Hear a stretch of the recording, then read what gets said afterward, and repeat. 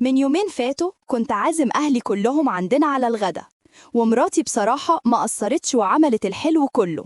السفرة كانت مليانة على الآخر وكل صنف أحلى من التاني. هي كانت عاملة مجهود كبير والكل كان بيشكر فيها وفي أكلها.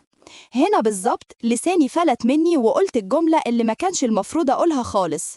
قلت لها بصوت عالي شوية عشان الكل يسمع حسن نيتي: يا حبيبتي، لو كنت طلبتي من مرات أخويا الكبير إنها تعمل لك المحشي كانت جت بدري ساعتين تلاتة وساعدتك، ما احنا كلنا عارفين إن هي شاطرة فيه وبنحلف بأكلها.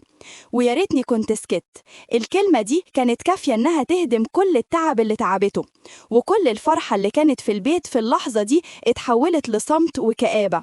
ومراتي سابتنا ودخلت أوضتها. الموضوع ما عداش بالساهل زي ما كنت متخيل. من اليوم ده عشتي معاها بقت زي الزفت. مراتي اللي كانت ملكة المطبخ أعلنت الإضراب الرسمي عن الطبخ. بقت تاكل عند أمها كل يوم تقريبا، ولما ترجع البيت ما تجيبليش معاها أي حاجة. ولو اضطرت تعمل حاجة في البيت بتبقى نواشف، جبنة، بيض مسلوق، أي حاجة ما بتاخدش مجهود ولا نفس ولا تفكير.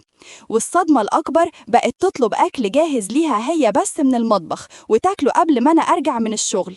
أنا باجي البيت ألاقيها خلصت وهي قاعدة مستريحة، كأنها بتوصل لي رسالة واضحة: مفيش أكل من إيدي تاني لحد ما تعرف قيمة الكلام اللي قلته. قدام أهلك حاولت أفهمها إن دي كانت حسن نية مش أكتر، وإن الموضوع ما يستاهلش كل ده، لكن رأيها ما اتغيرش والرد كان قاطع. تعتذر لي قدام كل زي ما اتكلمت قدامهم بالظبط. كرامتي اتهانت قدام عيلتك، والاعتبار مش هيرجع غير باعتذار علني.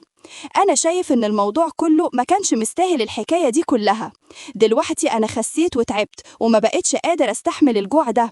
نفسي آكل أكل بيتي زي أي راجل. أنا بكلمكم دلوقتي وأنا جعان جدا ومش عارف أعمل معاها إيه.